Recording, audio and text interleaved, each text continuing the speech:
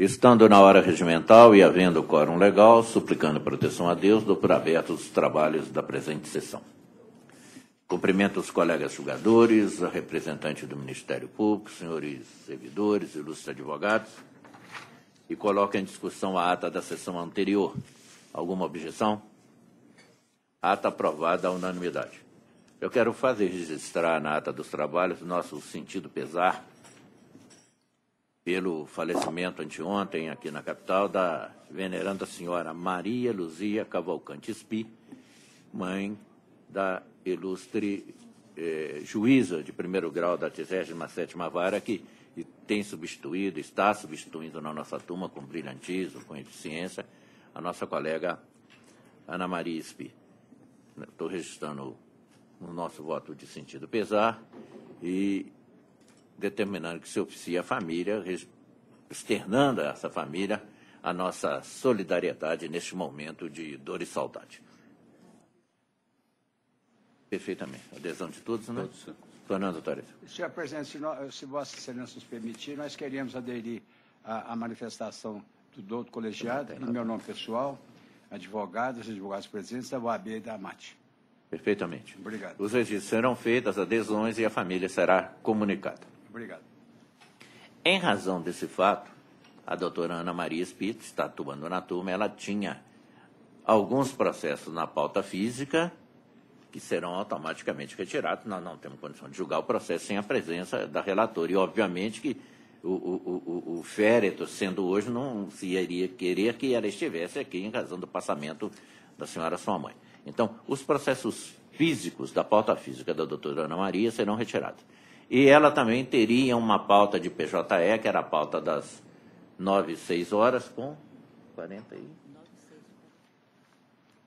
49 processos. Todos eles também serão retirados de pauta, obviamente, retornados ao gabinete da ilustre relatora e, oportunamente, reinseridos em pauta com colocação, publicação adequada, intimação às partes, para que possam se inscrever para a sustentação e participar do julgamento se lhes for do interesse. Bom, então, nós julgaremos os processos todos da pauta de hoje, exceto aqueles em que atuaria a ilustre e respeitada juíza convocada Ana Maria Spi Cavalcante.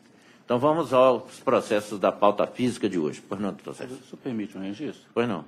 Eu gostaria de registrar, senhor presidente, que o Conselho Federal da Ordem de Advogados do Brasil, juntamente com os presidentes de todas as seccionais da OAB do país, eles publicaram nota oficial, está inclusive disponível no site da OAB Federal, no último dia 11 de março, em defesa da justiça do trabalho, reconhecendo a sua importância e realçando a sua contribuição para a garantia da paz social de milhares de trabalhadores e para a segurança jurídica nas relações com os empregados, reafirmando que a OAB se manterá firme na luta contra as tentativas de extinção ou de fragilização da justiça do trabalho. De forma que eu gostaria de deixar registrado em ato, senhor presidente, essa manifestação da Ordem dos Advogados, dentre várias outras, né, que vieram nos últimos dias, inclusive do pleno desse tribunal, em face dos ataques sofridos pela Justiça do Trabalho. Isso, os registros serão feitos com a adesão do Ministério Público e, efetivamente, né, é preciso que vozem se levantem contra esses ataques infundados à nossa instituição. Bom, sequenciando, a senhora secretária apregoará o primeiro processo da pauta física em que tenha advogado inscrito. Processo de número 8 da pauta. Processo proveniente da 31ª Vara do Trabalho de Belo Horizonte. Agravante, Valia, Fundação Vale do Rio Doce de Seguridade Social. E agravados, Humberto Costa Almeida e Vale S.A. Relator, excelentíssimo desembargador Márcio Ribeiro do Vale. Revisor, excelentíssimo desembargador Cécio da Silva Pessan. E terceiro votante, excelentíssima desembargadora Ana Maria Morim Rebouças. Para sustentação, doutor Cauã, pela agravante. Só um momentinho, doutor. Tem a palavra. Pode sustentar, doutor. Bom dia, obrigado, excelentíssimo senhor presidente e relator deste agravo de petição, eminentes julgadores, ilustre representantes do Ministério Público, serventuários e colegas advogados. Trata-se aqui de agravo de petição interposto pela Valia em face de Humberto Costa Almeida e discute-se nesse processo houve uma condenação judicial e a Valia foi condenada ao pagamento de índices de reajuste da suplementação de aposentadoria que ela paga a esse assistido. Ao iniciar a fase de execução, designada perícia, foi produzido um laudo pericial no qual o perito apurou, desde 1995 até 2008, esses índices que foram concedidos pelo INSS aos seus aposentados, e o perito apurou os índices nesse período que a Valia deveria pagar ao seu assistido. Ele chegou a um valor de 122%, somando os índices desse período todo. E o que se questiona, o que se questionou nos embargos de execução e no agravo de petição, principalmente, é que o perito deveria ter considerado as parcelas, os índices que a Valia efetivamente concedeu nesse mesmo período de apuração do cálculo. Ele, analisando o laudo pericial, fica cristalino que ele não considerou nenhum índice. É como se a Valia, durante 13 anos, desde 95 até 2008, não tivesse dado nenhum reajuste ao participante. O que, evidentemente, não é correto. As fichas financeiras carreadas aos autos, elas comprovam de forma clara que tiveram diversos e inúmeros reajustes durante esses 13 anos e que não foram levados em conta pelo perito. Há, evidentemente, uma posição jurisprudencial respeitável no sentido de que deveria ter sido demonstrada a concessão desses índices na fase de conhecimento. E é verdade, claro, o momento mais apropriado teria sido na fase de conhecimento, e isso, claro, evitaria, seria o cenário ideal. Mas há razões jurídicas muito fortes para que seja, mesmo na fase de execução, considerados esses índices que a Valia concedeu neste período. O primeiro deles é que, com esse critério, com essa adoção dessa metodologia que foi adotada pelo perito, haverá-se-á nitidamente um enriquecimento sem causa do assistido. Ele será beneficiado, neste caso, com um valor de R$ 2.500.000, que não é devido, que é um valor que ele está se enriquecendo efetivamente sem uma causa justificável. E esse é o primeiro ponto. Eu acho que o princípio da vedação, enriquecimento sem causa, justifica que seja, mesmo na fase de execução, flexibilizado essa falta de previsão, de compensação na fase de conhecimento, a fim de se fazer a justiça, nesse caso, e evitar o enriquecimento sem causa do assistido. O segundo argumento jurídico importante é a jurisprudência atual do Tribunal Superior do Trabalho e já aqui também do TRT da Terceira Região. Os tribunais têm diferenciado a compensação da dedução. A dedução, de acordo com o entendimento mais atual do Tribunal Superior do Trabalho, ela é possível em qualquer fase do processo, inclusive na fase de execução, e ela pode ser determinada, inclusive, de ofício pelo magistrado. Tem decisões recentes do TST nesse sentido que foram colacionadas no agravo de petição. E todas essas decisões são no sentido de que as decisões judiciais, mesmo previstas na coisa julgada, elas não se prestam ao enriquecimento sem causa de qualquer das partes. Por isso, o fundamento jurídico de que isso pode ser, inclusive, determinado de ofício, inclusive na fase de execução, pelo magistrado. E o terceiro e último ponto jurídico importante que eu gostaria de destacar é que a Valia é uma entidade sem fins lucrativos. A Valia é um fundo de pensão, uma entidade fechada de previdência complementar, e o plano de benefícios que ela administra é um plano mutualista. Ela não tem patrimônio próprio, ela não tem nenhum lucro com a atividade que ela exerce. Tudo que a Valia faz é administrar patrimônio de terceiros, com a finalidade única de pagar benefícios previdenciários.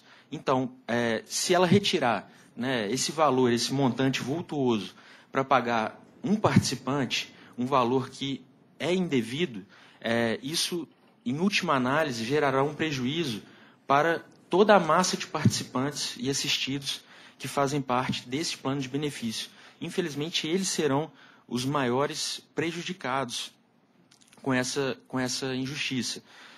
E o que a gente requer aqui no agravo de petição, é bom, finalizando, é que não que se reconheça, se analise as fichas financeiras aqui perante essa egrégia turma, mas tão somente que o processo volte para o perito e ele possa analisar as fichas financeiras e deduzir os valores que a Valia efetivamente pagou no período de apuração do cálculo, que é de 95 a 2008. Eu agradeço pela atenção, é basicamente isso que eu gostaria de destacar. Obrigado, senhor presidente. Bom dia. Perfeito. Eu acuso que recebi memorial e a presença dos dois advogados que levaram o memorial ao meu gabinete. Esse processo veio da 31ª Vara do Trabalho de Belo Horizonte, onde a Valia, na fase executória, aviou embargos à execução que foram desprovidos. E a Valia está agravando, o recurso é próprio e tempestivo, e eu estou conhecendo o agravo de petição. O questionamento aqui pertine à complementação de aposentadoria. Hoje essa matéria não é mais da nossa competência, mas esse processo foi iniciado antes do Supremo transformar essa competência, remetendo-a para a Justiça Comum. Então, é um processo que começou aqui, ele já estava aqui, houve uma reserva desses processos que já estavam ajuizados naquela época, e por isso que essa execução se processa ainda aqui. Bom, a agravante não se conforma com a decisão agravada e pugna pela retificação desses cálculos liquidatórios. Por isso, o advogado sustenta da tribuna que juntou as fichas financeiras. Juntou, mas juntou fora de hora. Juntou na execução. Lá na cognição não juntou, a Valia foi omissa na fase cognitiva e, com isso, gerou uma decisão onde foram reconhecidos os direitos ao empregado sem se determinar a compensação. Esse processo passou para o primeiro grau assim. Eu mesmo, quando decidi como relator na fase cognitiva aqui no tribunal, indeferi uma pretensão compensatória, porque eu não tinha ficha financeira nos autos e não tinha elementos nos autos para determinar a compensação. Bom, nós sabemos que na execução efetivada a coisa julgada não se pode modificar a sentença liquidando, porque senão estaria uma falta de estabilidade de todo tamanho para o que foi decidido na fase cognitiva. Nós ficaríamos num espiche encolhe de todo tamanho. Decide na fase de cognição, ou seja, na fase de execução, esquece a coisa julgada, começa tudo de novo, altera tudo de novo. Então, haveria uma dificuldade de estabilidade, né, de equilíbrio nas decisões judiciais, em razão dessa dificuldade que seria se vai e volta afrontando a coisa julgada. Então, como regra, não se pode modificar na execução aquilo que foi estabelecido lá no título executório, lá na res judicata. E o perito nos autos, ele liquidou o processo, evidentemente, sem fazer nenhum tipo de abate. E, obviamente, quando ele começou lá de 95, aplicou um índice e veio aplicando outros depois, isso gerou uma cascata de todo tamanho, e lá se vai uma execução aí que passa dos 2 milhões. É um valor vultoso. Isso preocupa o judiciário? Preocupa, mas eu também não tenho que ficar me preocupando se a execução é de 10 milhões ou de 5, se a parte não cuidou de olhar no momento adequado, de trazer a documentação para o juiz poder examinar essa situação toda. O judiciário não pode ficar resolvendo os problemas omissivos da própria parte.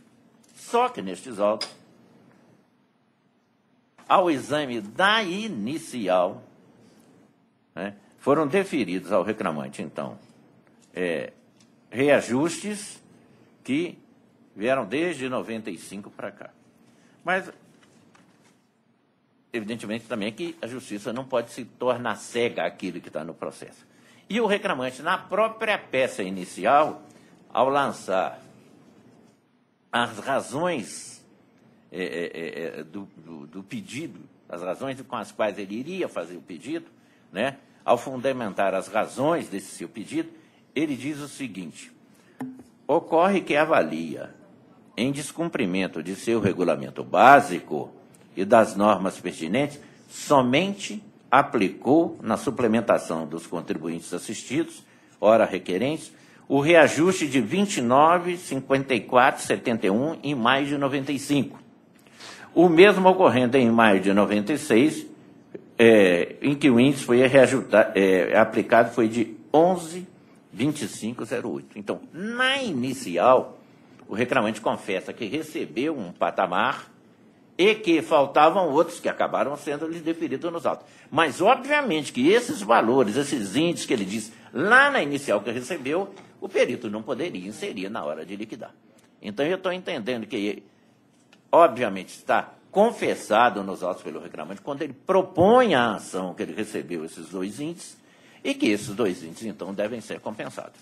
Então, eu estou fazendo a análise mais detalhada disso tudo, com a amplitude necessária, para concluir que conheço do agravo de petição. No mérito, dou-lhe provimento parcial para determinar a retificação dos cálculos de liquidação pelo perito oficial, a fim de que observe, na apuração dos reajustes de suplementação de aposentadoria, as afirmações do exequente no sentido de que avalia concedeu-lhe efetivamente, na suplementação da sua aposentadoria, o reajuste de 29, 54, 71% em maio de 95, bem como, em maio de 96, o reajuste de 11,2508%, pena de enriquecimento sem causa, e esses índices que não foram considerados nos cálculos liquidatários. Então, estou determinando o retorno dos autos à origem para que o perito faça os cálculos, observando esses percentuais já recebidos pelo reclamante, o que, obviamente, vai gerar um abate considerável no valor de liquidação. Assim que estou entendendo a matéria. Doutor Sérgio. Presidente, eu também acuso esse ente memorial, advogados representam agravante, e também eu analisei esse processo, é realmente um processo muito trabalhoso, e a parte insiste na questão dos reajustes que ela concedeu, só que a análise que eu entendi do processo é a mesma de Vossa Excelência. Na execução, a gente fica preso à coisa julgada. E a questão foi, Vossa Excelência aborda muito bem como que foi decidido no processo de conhecimento. E no processo de execução, nós temos que observar a coisa julgada. E Vossa Excelência, nessa linha, entendo eu que decidiu corretamente. Portanto, eu vou pedir vendo o procurador, eu estou acompanhando integralmente o voto de Vossa Excelência. Não está dando provimento, mas é parcial. Doutora Ana. Também recebi memorial, analisei com atenção. E entendo que o voto apresentado por Vossa Excelência, ele manteve o equilíbrio, que nós já conhecemos, é costumeiro, mas para identificar a questão da confissão. Acompanho integralmente. Então, o julgamento se desfecha nos termos do voto deste relator à unanimidade. Bom dia, doutor. Bom dia. Perfeitamente. Pregão, processo seguinte. Processo de número 9 da pauta. Processo de número 9 da pauta. Processo proveniente da primeira vara do trabalho de Coronel Fabriciano. Recorrente, Guter Rodrigues Bessa e Banco Bradesco S.A. e recorrido os mesmos. Relator, excelentíssimo desembargador Márcio Ribeiro do Vale. Revisor, excelentíssimo desembargador César da Silva Peçanha. E terceiro votante, excelentíssima desembargadora Ana Maria Amorim Rebouças. Para sustentação, doutora Cristiane, pelo primeiro recorrente, ausente. 9 da pauta. 9. Gunter e Banco Bradesco. Isso. Ela não veio. Bom, processo que veio da primeira vara de Coronel Fabriciano. O processo foi julgado parcialmente procedente. As duas partes estão recorrendo. Eu vou me restringir à conclusão em razão de falta de sustentação. Eu estou conhecendo os recursos e estou negando o provimento. Doutor Sérgio? De acordo. Doutora Ana? De acordo. Julgamento unânime, então. Processo de número 17 da pauta. Processo proveniente da 39ª Vara do Trabalho de Belo Horizonte. Agravantes, Dalton Reis e Globo Comunicação e Participações S.A. E agravados os mesmos. Relatora, excelentíssimo desembargador César da Silva Peçanha. Revisora, excelentíssima desembargadora Ana Maria Amorim Rebouças. Terceiro votante, excelentíssimo juiz Marcelo Furtado Vidal. Para sustentação em causa própria, o doutor Dalton Reis. Doutor Sérgio presidindo, eu não participo desse julgamento. Doutor Sérgio. O procurador tem a palavra. Bom dia a todos. Gostaria de parabenizar a turma, né? E juntamente com o Ministério Público e os serventuários. Inicialmente, eu esclareço o que ocorreu nesse processo, nessa fase final do processo. Houve no intuito do pagamento desses recursos, determinado pelo juiz da primeira instância, no sentido de acatar os cálculos da TV Globo, da reclamante. Porém, o que chama a atenção desde o início desse processo, inclusive nós, o advogado do reclamante, sustentou que os cálculos estavam indevidos, inclusive com o recolhimento errôneo por parte da reclamada. De que forma? Inclusive, esse processo foi encaminhado a pedido do excelentíssimo juiz de primeira instância ao perito. E, na ocasião, o perito, ele, lendo a sentença, ele identificou que se tratavam de 88 meses de pagamento. Entretanto, foram pagos somente 55 meses, e num percentual de 100%. Entretanto, o reclamante identificou que a emissora recolheu um índice maior, prejudicando o reclamante. De que forma? Seriam, na ocasião, 60% restantes. E ela recolheu 100%. Conclusão, isso acarretou uma oneração no percentual de recolhimento da contribuição previdenciária e do imposto de renda. Haja visto que os cálculos da perita identificaram um valor próximo de R$ 207 do recolhimento. Por quê? Porque o reclamante já, na ocasião, nesse tempo de desde 97, conforme consta nos autos, ele já contribuía sobre os índices máximos da Previdência Social. Se for mantida essa decisão do juiz de primeira instância, estaria incorrendo no bis idem, estaria recolhendo 2 vezes sobre o teto máximo de contribuição. Haja visto que ele na ocasião, até 2015, de agosto de 2015, na ocasião, o reclamante ainda recolhia sobre o teto máximo de contribuição. Então, isso aí foi prontamente identificado e levado ao conhecimento do juiz de primeira instância.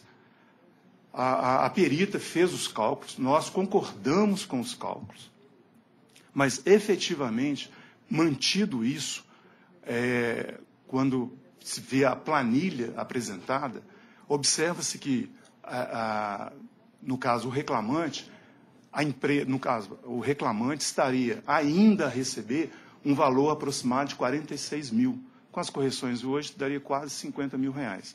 E concordamos, na ocasião, da diferença que foi identificada pela perita, de que teríamos que devolver um valor aproximado acima de 10 mil reais.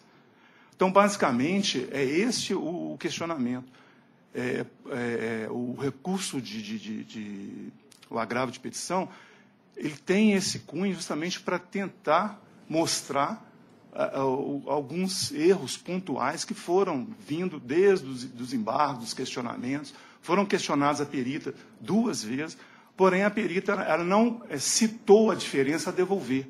Me parece que ela deixou a critério do juiz sentenciante, ele prolatar essa referência, essa diferença a pagar, a devolver, no caso.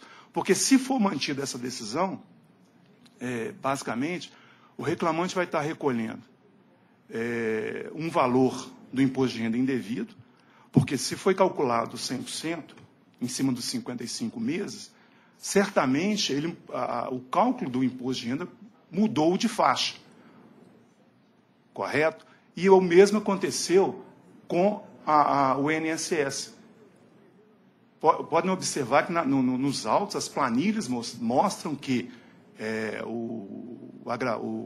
no caso, o agravante, ele não tem que pagar o imposto de renda, é o mínimo valor que a perita encontrou, e o juiz, no caso, ele foi levado a essa situação. E ele está mantendo essa decisão.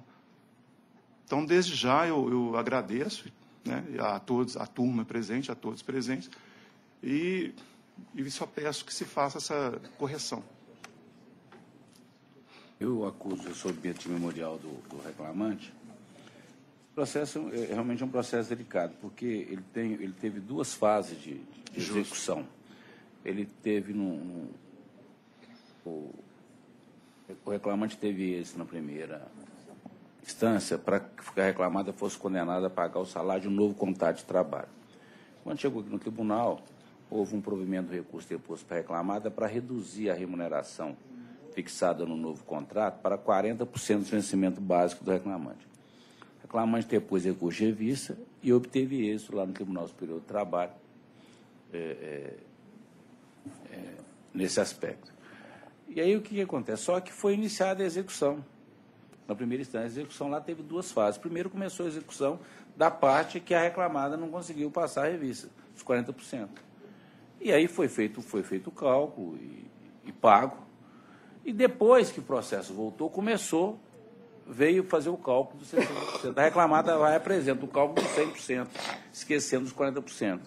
E aí, lá na frente, se constatou que esse cálculo estava maior, foram retificados, veio um laudo pericial, e ao fazer as contas, depois tinha uma diferença a serem pagas, tudo resumo da história. No final da história, a reclamada acha que está pagando demais, e o reclamante acha que não tem que devolver nada do que ele recebeu. Aqui tem recurso de ambas partes, o processo é muito delicado, assim, tem muito questão de conta. Eu analisei todo o processo. Em relação à parte que a reclamada recorre, eu estou negando o provimento, todos os aspectos, FEDER, salário, questão dos cálculos efetuados, a decadência do crédito tributário, questão de contribuição previdenciária para gerador, estou aplicando nosso entendimento aqui já simulado, eu estou negando o provimento. E ela também pede que o valor do reclamante, a questão dos juros de mora, eu também estou negando o provimento conforme já entendimento sedimentado nesse tribunal e nas instâncias superiores. O reclamante está insistindo que ele, na verdade, não tem que devolver e que, da forma como está feito o cálculo, está errado. Eu analisei o processo aqui e o que o reclamante, que eu verifiquei, que os recolhimentos a maior realizado pelo executado da TID INSS, quanto à parte do empregado em imposto de renda, refere-se aos cálculos de liquidação de folhas 843 e 847, cuja incorreção é incontrovérsia. Como mencionado, estando todo o histórico aqui, né, a executada de forma inadvertida apurou adicional de 100% sobre o salário do exequente, quando, em verdade, deveria ter apurado adicional de 60%. Caso não houvesse ocorrido recolhimento a maior das contribuições previdenciárias fiscais, o valor líquido liberado ao exequente, por meio do alvará de folha 850, seria superior àquele considerado pelo período oficial, no cálculo de folha 902, o que implicaria no acréscimo proporcional em relação ao valor que agora deve ser instituído pelo obreiro. Em outras palavras, não houve a dedução efetiva dos valores devidos a título de INSS e imposto de renda do crédito devido ao exequente, uma vez que os cálculos de folha 843 e 847, como dito e repetido, encontram-se visivelmente equivocados. Somente a partir da realização da perícia contábil foi possível apurar corretamente o valor devido a título de adicional de 60%, 327.982,74, incluindo o FGTS a ser depositado em conta vinculada, sendo um fato incontestável que tal montante é inferior ao valor recebido pelo exequente sob o mesmo título. Recebeu 338.015,17, correspondente à somatória entre o valor levantado por meio do alvará de folha 853, que é 308.657, e o montante depositado em conta vinculada, 29.357, conforme guia de folhas 852. A prevalecer a tese do exequente, que ainda seria credor da importância de 36 mil, haveria de se reconhecer também a majoração do valor líquido apurado pela peritagem, de 327.982 para 364.036,70. Todavia, não houve upado agravante nenhum apontamento acerca de eventual equívoco acometido pelo auxiliar do juiz na apuração das parcelas constantes nas planilhas de folhas 904 verso e 907 e 908. Devendo ser mantidos os cálculos que apontam o débito exequente para o executado no importe de 10.032,43. Então, eu estou negando o provimento. Tem conclusão, senhor presidente? Aliás, senhor presidente, conheço os agravos de petição interposta pela parte, no mérito, nego-lhe o provimento. Estou aplicando custo de 44,26 pelo executado. É a minha proposta de voto. Doutora Ana Maria? Analisei esse processo com atenção, também recebi memorial. ele tem algumas dificuldades, mas também não vi forma de decidir de forma diversa apresentada pelo relator. Acompanho integralmente. Marcelo? Eu acompanho, Vossa Excelência. Então, o resultado que se proclama por unanimidade. Agradeço. Bom dia. Pregão, processo seguinte. Bom, terminados os advogados inscritos na pauta física, nós vamos fazer uma suspensão nessa pauta e vamos reabrir a pauta dos processos eletrônicos e a senhora secretária, então, fará um pregão pertinente para que os advogados possam, de imediato, fazer sua sustentação. A pauta de 9 horas. Processo de número 10 da pauta. Processo de número 10.451/37 de 2013. Processo proveniente da primeira vara do trabalho de Contagem. Agravante, Tecidos e Armarinho, Miguel Bartolomeu S.A. E agravado, Davidson Gualberto Nascimento. Relator e presidente, excelentíssimo desembargador César da Silva Peçanha. Segundo votante, excelentíssima desembargadora Ana Maria Morim Rebouças. Terceiro votante, excelentíssimo juiz Marcelo Furtado Vidal. Para sustentação, doutor Edson, pela agravante. Doutor César, presidindo, por favor. Vossa Excelência tem a palavra. Pois não, obrigado. Senhor presidente, senhor desembargador-presidente, senhores desembargadores, senhoras desembargadoras, senhora procuradora, senhoras secretárias. Sobre a matéria que se discute aqui, aliás, são 2 pontos. Domingos, feriados e juros e multa devidos ao INSS. A empresa discorda, senhor presidente, com relação ao critério adotado pelo douto juiz, que se apoiou na perícia para o pagamento das horas dos domingos feriados. A empresa insiste aqui, senhor presidente, que há que se aplicar, apesar de entendimentos em contrário, o quê? Há que se aplicar a súmula 146 do egrégio TST. E quanto ao critério de apuração de juros e multa, também sustenta, apesar de respeitosos entendimentos em contrários, que esses seriam devidos a partir do reconhecimento da prestação de serviço e não da prestação de serviço pretérita. Então, são esses 2 temas que a empresa espera o provimento. E se Sua Excelência, o doutor desembargador relator, entender, que só a conclusão. Perfeitamente. Eu vou só salientar, Toretti, que em relação ao pagamento do domingo feriado, em princípio, a reclamada teria razão. Não fosse a determinação da sentença, porque o que transa em julgado, nesse caso aqui, a reclamada foi condenada ao pagamento em dobro das horas trabalhadas dos domingos. Então, se tivesse condenado o pagamento do dia, mas aqui a condenação foi das horas trabalhadas. E aí eu entendo que, nesse aspecto, que o juiz lá está obedecendo a coisa equânime. Quanto à contribuição previdenciária partilhada do Centro Júri Mora, Vossa Excelência, a questão já está simulada, mas aqui há uma questão em relação à multa, né, que eu estou, portanto, a minha proposta de voto é a seguinte: eu estou conhecendo o agravo de petição interposto pelo executado, no mérito eu dou provimento parcial ao apelo para reformando a adesão agravada em relação à multa, determinar a sua incidência a partir do exaurimento do prazo fixado na citação para o pagamento, observado limite integral de 20%.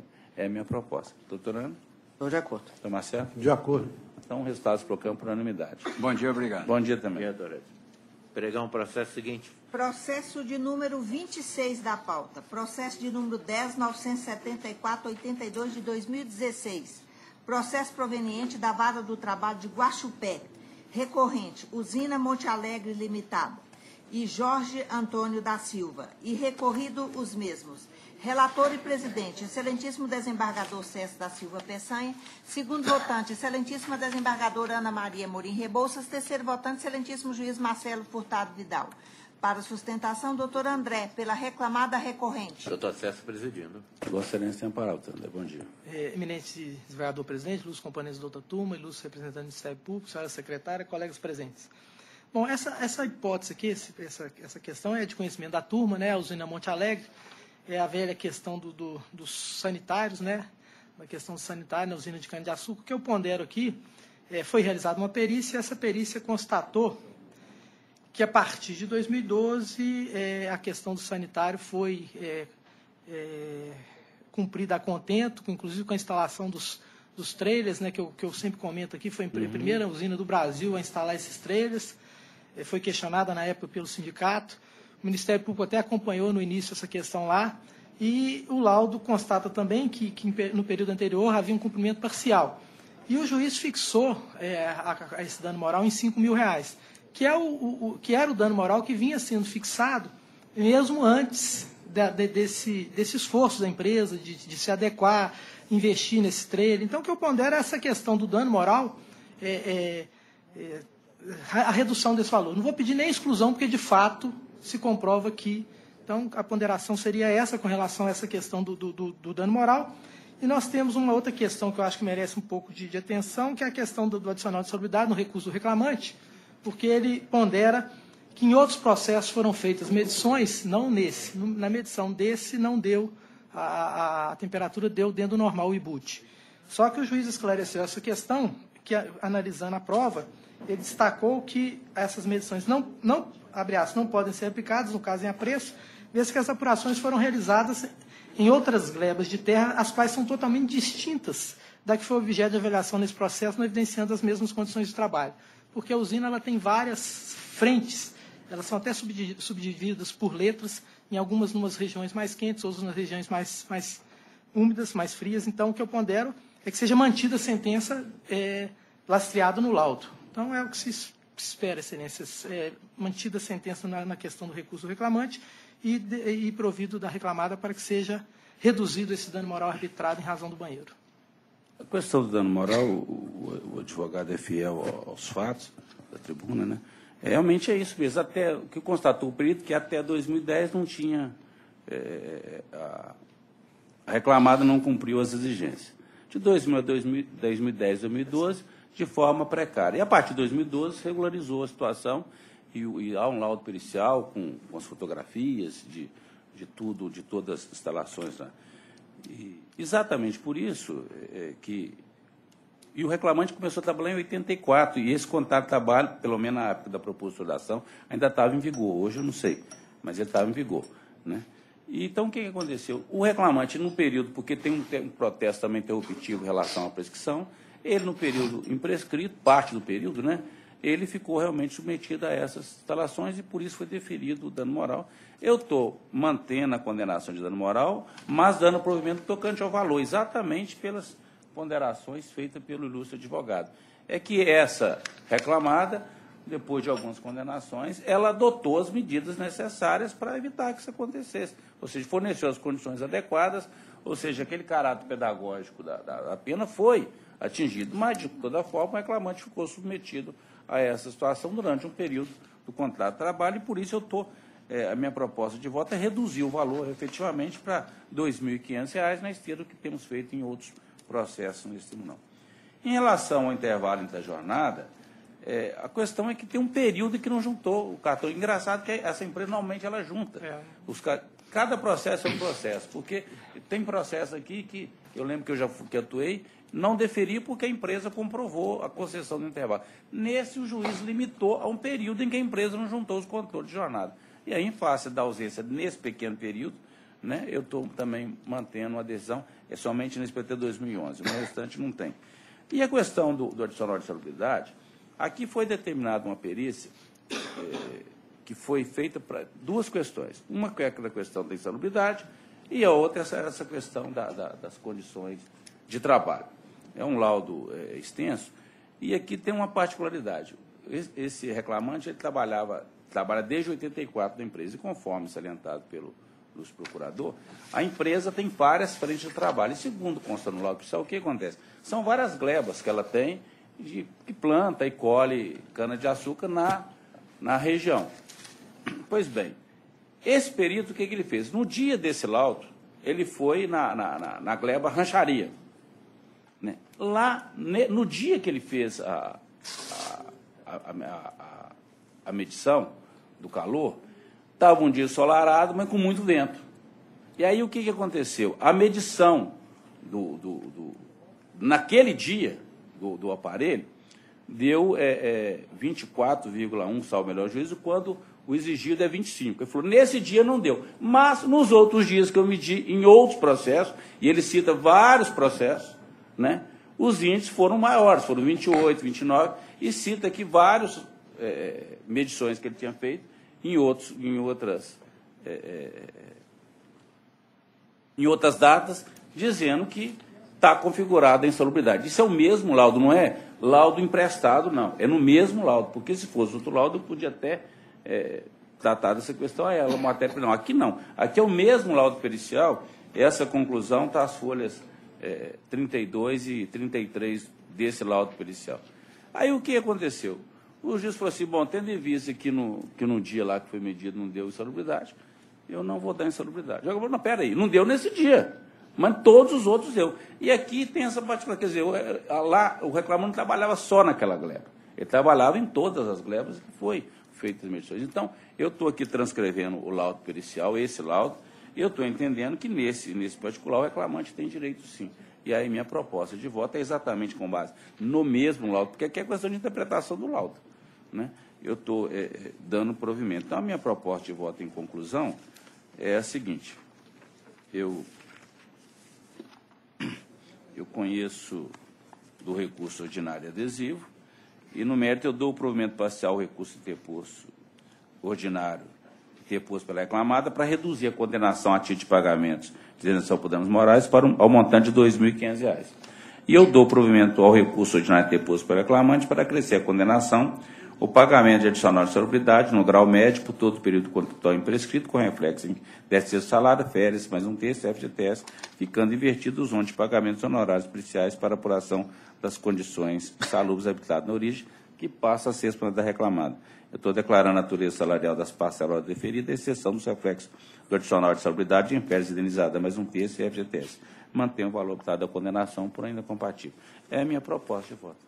Doutora Ana? Eu estou de acordo. Marcelo? De acordo. Então, em seus estados, proclamo por unanimidade. Muito obrigado. Bom dia. Nada. Bom dia a você. Pregão. Processo de número 13 da pauta. Processo de número 10.611.80 de 2016. Processo proveniente da primeira vara do trabalho de Alfenas. Recorrentes: Viação São Benedito Limitada e Luiz Carlos da Silva. E recorrido os mesmos. Relator, excelentíssimo desembargador Márcio Ribeiro do Vale. Segundo votante, excelentíssimo desembargador César da Silva Peçanha. E terceiro votante, excelentíssima desembargadora Ana Maria Morim Rebouças. Para sustentação, doutora Marina, pela reclamada recorrente. Pode sentar, doutora. Bom dia a todos, excelentíssimo senhor presidente, excelentíssimo senhor relator, demais pares aqui presentes. Trata-se de ação trabalhista em que o juiz da Vara do Trabalho de Alfenas condenou a reclamada, minha constituinte, ao pagamento de diferenças salariais decorrentes de piso salarial estipulado em convenção coletiva e aplicação de rescisão indireta do contrato de trabalho. Com relação à convenção coletiva de trabalho, o douto magistrado considerou que as convenções juntadas aos autos pelo reclamante aplicam-se à relação empregatícia existente entre as partes, sendo devido o pagamento da diferença tão somente com relação ao piso salarial ali estipulado. Data vênia, a sentença merece reforma. Primeiro, porque a reclamada não exerce transporte rodoviário intermunicipal, interestadual, de fretamento ou turismo de linhas regulares dentro do Estado, mas sim transporte coletivo urbano de passageiros. Segundo, porque a reclamada não é representada pelo sindicato da categoria econômica que negociou a convenção coletiva de trabalho. E terceiro, e mais importante, o sindicato da categoria profissional, que firmou a convenção coletiva, negociou acordo coletivo de trabalho com a reclamada, para regular a relação empregatícia existente entre o reclamante e a reclamada. A prova cabal de que deve ser aplicada o acordo coletivo e não a convenção coletiva de trabalho reside em declaração prestada pelo próprio sindicato, que contém o seguinte teor. Peço licença só para ler o finalzinho da declaração que foi prestada, que está juntada em DF 79 8AC2. A Convenção Coletiva de Trabalho, firmada com o Sindicato das Empresas em Transporte de Passageiros de Minas Gerais, refere-se ao transporte intermunicipal, interestadual, fretamento e turismo de linhas regulares dentro do Estado, e não às concessionárias de transporte coletivo urbano. Com as empresas de transporte de passageiros coletivo urbano, são firmados acordos coletivos de trabalho específicos à sua modalidade e cidade atuante. Finalmente, eu gostaria apenas de destacar a Vossas Excelências que inúmeros recursos já foram julgados por esse egrégio tribunal, reconhecendo a improcedência da aplicação da convenção coletiva firmada em detrimento do acordo coletivo que foi firmado entre o sindicato da categoria profissional e a minha reclamada. Assim, foram os votos prolatados pelas turmas, segunda turma, sexta turma e nona turma, pelos relatores desembargador Jales Valadão, desembargador Rogério Vale Ferreira e a desembargadora Maristela Álvares da Silva Campos.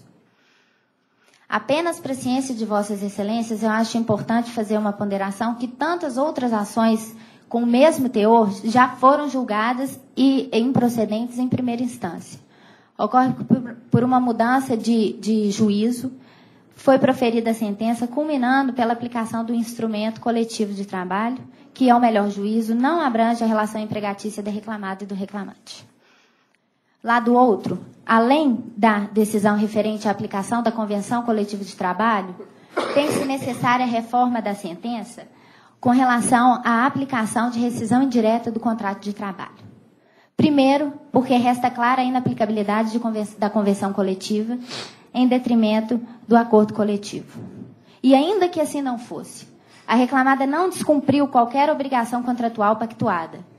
A declaração da invalidade do acordo coletivo, firmada entre o sindicato profissional e a reclamada, trata-se de inovação do judiciário, já que o próprio sindicato profissional reconhece a inaplicabilidade da convenção coletiva e a aplicabilidade do acordo coletivo de trabalho na relação existente entre as partes.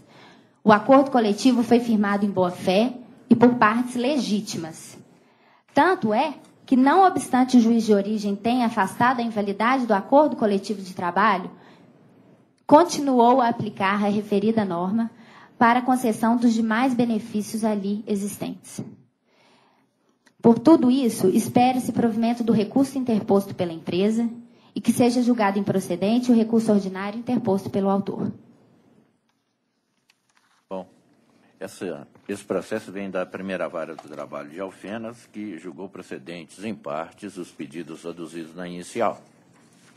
Inconformados recorreram a ré e o autor através de recursos ordinários que eu estou conhecendo. No exame do mérito da questão, no recurso ordinário da reclamada, a questão primeira que aflora é atinente às diferenças salariais, aplicação de norma coletiva e os reajustes daí decorrentes. A ré sustenta serem inaplicáveis as convenções coletivas de trabalho acostadas pelo autor, incidindo no contrato, diz a empresa, apenas os acordos coletivos de trabalho que a empresa firmou com o sindicato. A matéria cinge-se ao conflito de normas autônomas no direito ao trabalho, solucionada pelo artigo 620 da CLT, e esse dispositivo determina que as condições estabelecidas em convenções coletivas, quanto mais favoráveis, prevalecerão sobre as estipuladas em acordo.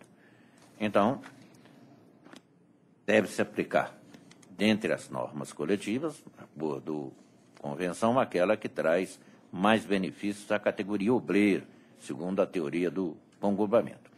Em caso, as convenções coletivas são mais benéficas aos trabalhadores. O que se quer é objeto de controvérsia. Isso é pacífico nos autos, ninguém questiona isso. Tendo a ré limitada, arguir a existência de acordo coletivo de trabalho. Bom, na hipótese, o acordo coletivo de trabalho e a convenção, que estão sendo questionados sobre a aplicabilidade, foram firmados através do mesmo sindicato, tanto a CCT como a ACT, Sindicato dos Trabalhadores em Transporte Rodoviário de Poços de Caldas. É um mesmo sindicato firmando tanto acordo coletivo com a empresa, como a convenção coletiva. Então, eu entendo que a aviação São Benedito, ela se insere na categoria econômica das empresas que realizam transporte de passageiros em Minas Gerais, que Poços de Caldas, ao que nós sabemos, está dentro de Minas Gerais. Então, restando devidamente representada nas convenções coletivas pela representante da categoria econômica que representou. Então, eu estou destacando que as convenções coletivas que abrangem os trabalhadores em transporte rodoviário fixam um piso para os motoristas e assistentes de viagem, sem fazer distinção se eles trabalham em transporte interestadual, intermunicipal, e por aí afora. Então, desse modo, não procede a alegação da rede que o acordo coletivo é específico para os empregados em transporte urbano, já que tal instrumento normativo não constitui meio hábil para limitar direitos previstos em convenção coletiva, que não faz qualquer ressalva. Ele é abranger, a convenção coletiva é abrangente. E, então, ela está jungida à norma que está no artigo 630 da CLT. Então, eu não acho que não tem que se fazer reparo na sentença que deferiu o pleito de pagamento de diferenças salariais decorrentes das convenções coletivas de trabalho, com os reflexos pertinentes. O juiz de primeiro grau deferiu também rescisão indireta do contrato de trabalho em cima dessas diferenças salariais. A rescisão indireta do contrato de trabalho exige, tal qual quando a falta grave é praticada pelo empregado e a empresa apura, e nós julgamos com rigor, exigimos que haja uma prova contumaz, efetiva, atual, haja imediatidade na dispensa. Da mesma forma, se deve olhar a questão no enfoque da rescisão indireta. É preciso que a falta coimada imputada ao empregador também seja revista de gravidade suficiente. E aqui havia uma dúvida mais que razoável, controvertida, se aplicava a CT ou CT. E tanto que só através da decisão judicial que se chegou à conclusão sobre a aplicação da CCT, mesmo assim ainda está sendo questionada pela empresa no recurso. Então, eu não vejo razões para que só por esse descumprimento se defira a rescisão indireta. Então, eu estou, nesse aspecto, entendendo que não houve má-fé da empresa, mas uma interpretação. Ela tinha um acordo coletivo firmado pelo sindicato. Eu acho que se alguém deveria ser criticado, seria o sindicato. Faz a convenção coletiva lá, sabe os direitos estão previstos na convenção coletiva, vem e faz um acordo coletivo com a empresa mais prejudicial para os empregados. Essa representação da categoria profissional é que não está muito bem posta, não. Ela que deveria ser examinada com um pouco mais de rigor. Então, é dessa forma, eu estou concluindo pela impossibilidade de conclusão na hipótese, de se reconhecer na hipótese a rescisão indireta. Então, estou dando provimento no recurso da reclamada para afastar a rescisão indireta reconhecida na origem, consequentemente excluindo o aviso prévio de 60 dias e a multa de 40% do FGTS. E, não havendo rescisão indireta, também as guias pertinentes. No recurso do reclamante, ele questiona a questão do intervalo intrajornada. Alega o autor que não havia concessão integral do intervalo intrajornada nos dias em que houve dupla pegada. E é incontroversa a possibilidade de fracionamento do intervalo intrajornada em virtude de aplicação de normas coletivas acotadas aos autos pelo próprio obreiro. Entretanto, o que se verifica do processado é que a ré, embora tenha juntado aos autos os controles de ponto, demonstrou a concessão do intervalo intrajornada apenas nos dias em que houve dupla pegada, destacando-se que, ao contrário do que alega o obreiro, as anotações são fidedignas, não foram improvadas nos autos. O reclamante aponta por amostragem dias em que não houve dupla pegada e que foram elaborados mais de 6 horas sem a concessão do intervalo para repouso e alimentação, e que não houve pré-sinalização no cartão de ponta a respeito disso. Assim, constatado que, embora elaborasse por mais de 6 horas diárias, o autor não usufruía pausa intervalada nos dias em que havia dupla pegada, a ele é devido o pagamento das horas correspondentes. Estou dando um provimento ao apelo do autor para deferir o pagamento de 1 hora apenas nos dias em que o reclamante laborou por mais de 6 horas e não houve dupla pegada, nem concessão do intervalo intrajornada, conforme se apurar com os reflexos pertinentes. Então, em conclusão, eu estou conhecendo dos recursos ordinários interpostos pelo autor e pela ré, no mérito do provimento parcial ao recurso da reclamada, para afastar a rescisão indireta reconhecida na origem e excluir a condenação ao pagamento do aviso prévio de 60 dias e a multa de 40% do FGTS. Em razão do decidido, fica afastada ainda a obrigação de emissão de guias TSCT, CDSD, para habilitação do autor às parcelas pertinentes. E também não há que se falar em baixa na CTPS da forma determinada no lei. Dou parcial provimento também ao apelo do autor para lhe deferir o pagamento de 1 hora extra nos dias em que o reclamante elaborou por mais de 6 horas e não houve dupla pegada, nem concessão no intervalo intrajornada, conforme se apurado dos próprios cartões juntados aos autos com os reflexos pertinentes, estão mantendo o valor da condenação e das custas por ainda compatíveis. Doutor Sérgio.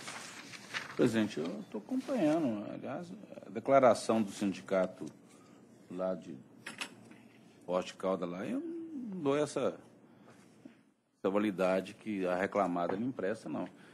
O sindicato faz uma convenção coletiva com o sindicato patronal e faz um acordo coletivo com a empresa. E depois ele vai dizer que, não, a convenção não se aplica à base de data máxima vênia. Essa declaração, eu não dou ela a validade que ele empresta a reclamada, não. Eu estou acompanhando integralmente o voto de Vossa Excelência em todos os aspectos, senhor presidente. Doutora Ana. Também acompanho. Julgamento unânime, temos o voto do relator. Bom dia, Obrigada, doutora. bom dia.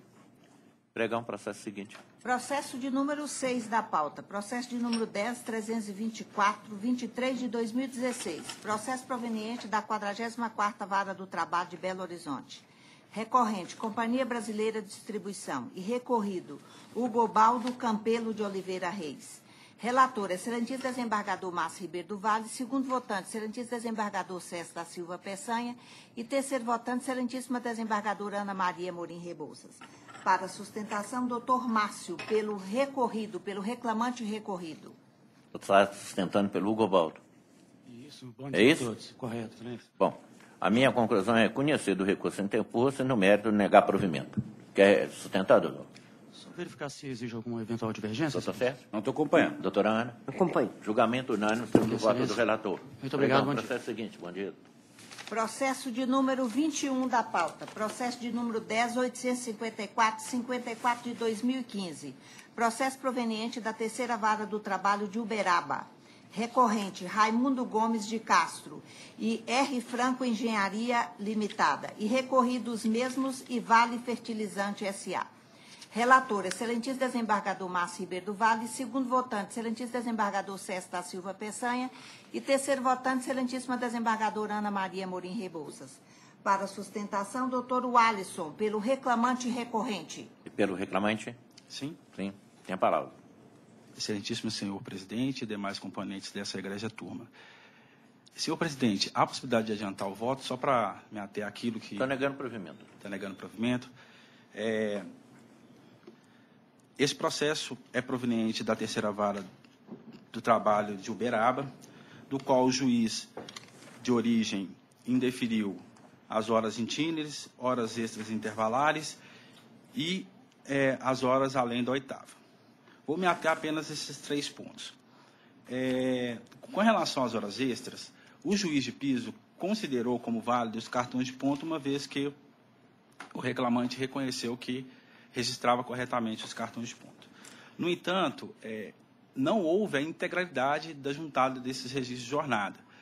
Então, o que se pede é que se aplique a jornada declinada na exordial nos períodos em que estiver faltando os registros de jornada, uma vez que foi apontado pelo reclamante essas ausências. E referente ao intervalo intrajornada, é na mesma linha, uma vez que houve ausência de registro de jornada devidamente apontado.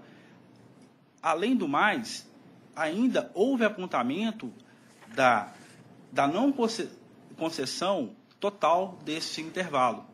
Então, é o que pede nessa questão do intervalo e das horas extras, referente ao reconhecimento da jornada declinada na exordial, e quanto ao intervalo, que seja quitado, né, a integralidade nos dias em que não houve a concessão regular do intervalo.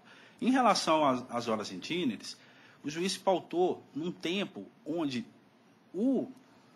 a testemunha do reclamante declinou 30 minutos. Só que não houve análise com a devida vênia, uma análise correta dessa prova, uma vez que a testemunha indicou que do ponto onde ele tomava o ônibus até a sede da empresa era 30 minutos. E logo abaixo, no seu próprio depoimento, informou que do lugar onde o reclamante pegava o ônibus até a sede da empresa era 1h30. Então, Excelência, ele pautou apenas na parte onde falou dos 30 minutos, que era do momento que ele pegava o ônibus, e não da integralidade, porque como é uma cidade pequena e tem o conhecimento, sabe o tempo de deslocamento. é o que peço. Peço para que os demais componentes dessa egrégia turma, né, não acompanhem o voto condutor. É o que peço. Bom, o presente processo vem da terceira vara do trabalho de Uberaba e, na decisão, foram julgados os procedentes empates dos pedidos. Estão recorrendo a primeira reclamada e o reclamante. Eu estou conhecendo dos recursos. No mérito, eu estou examinando primeiro o recurso da primeira reclamada, no que questiona o tópico adicional de insalubridade. A reclamada sustenta que o autor jamais esteve exposto a óleos minerais e que foram fornecidos os devidos EPIs necessários à neutralização do agente insalutífero. A empresa não tem razão, o laudo pericial foi categórico no sentido de que o reclamante foi exposto ao agente químico nocivo, óleo mineral, óleo queimado, caracterizando essa insalubridade. Não se tem nos autos prova balizada capaz de infirmar as aduções do perito e, efetivamente, apenas com alegações não há como se desnaturar a condenação. Estou negando provimento. Quanto às horas in itinere, as duas partes recorrem e eu estou examinando a questão conjuntamente. O juiz de primeiro grau condenou as reclamadas ao pagamento do adicional de horas extras, bem assim dos reflexos incidentes sobre as horas de percurso já quitadas pela primeira ré, considerando que elas foram remuneradas de forma simples. Houve uma condenação em primeiro grau da empresa, então apenas quanto ao adicional. A empresa já pagava as horas in itinere, só que o fazia sem o adicional, por entender que não eram horas extras. O juiz entendeu que a hipótese era de excesso de jornada, mesmo que itinerante, e mandou pagar o adicional. Então, a empresa está recorrendo para dizer que entende que isso não é devido, que o trecho era servido por transporte público regular. E o reclamante pretende que haja elastecimento nesse período dessas horas extras. E, na matéria, a testemunha arrolada pelo reclamante, Juliano, afirmou que o trecho não servido por transporte público não é o trecho que ele andava, o reclamante não. O trecho onde não havia serviço público é de 30 minutos. Onde havia, não tem horas in itinere. Aliás, fica muito estranho esse reclamante que pegava daqui até na empresa, gastava 30 minutos, saber que o reclamante estava 1h30 no ônibus, né? Ele devia ter poder de adivinhação. Bom, contudo, o pagamento da parcela foi feito incorretamente, porque a empresa efetivamente não acresceu o adicional. É devido mesmo, é hora extra, o juiz já deferiu o adicional e, obviamente, os reflexos.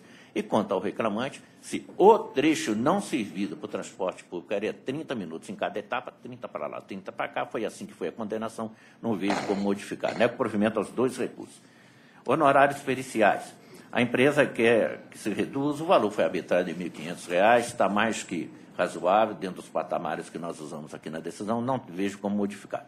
No recurso do reclamante, ele questiona a base de cálculo do adicional de insalubridade, pretendendo que seja usada a sua remuneração. Essa matéria já está assentada há longo tempo, aqueles questionamentos havidos no Supremo, a sua vinculante feita. Então, embora lá nos idos para trás se usasse outro tipo de valor, mas hoje não é a remuneração, é o salário mínimo que está prevalecendo nesse tempo todo, a não ser que haja uma norma coletiva onde haja uma cláusula que especificamente fale para efeito de insalubridade será usado o salário estipulado nessa convenção. Não basta simplesmente que se estabeleça um patamar mínimo por categoria, o salário profissional da categoria X. Se não colocar que é para fins de insalubridade, não há aplicação. Não existe isso nos autos, não vejo como modificar, o juiz decidiu certo, é o salário mínimo mesmo, então não há modificação. Quanto ao intervalo intrajornada, o reclamante requer a condenação das reclamadas ao pagamento de horas extras em razão de supressão parcial do intervalo.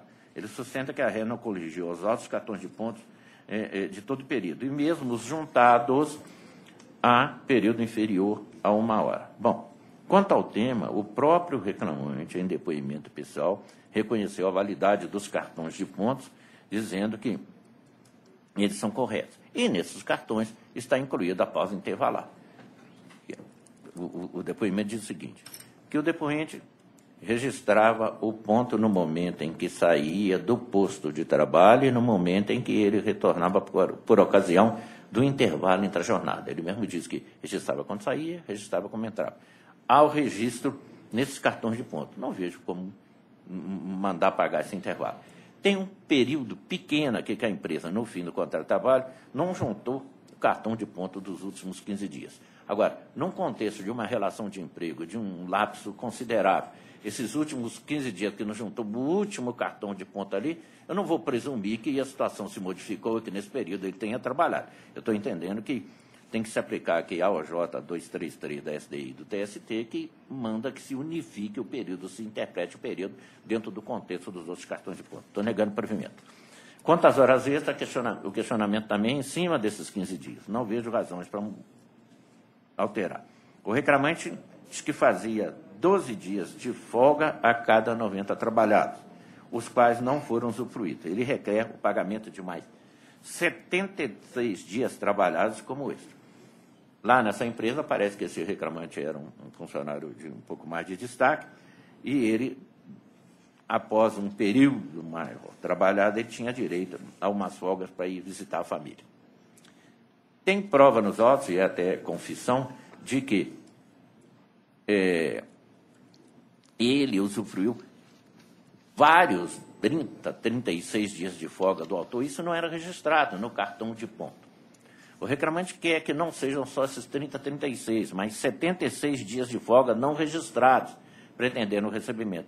Eu não estou vendo prova para poder modificar o que foi decidido em primeiro grau nessa matéria, né?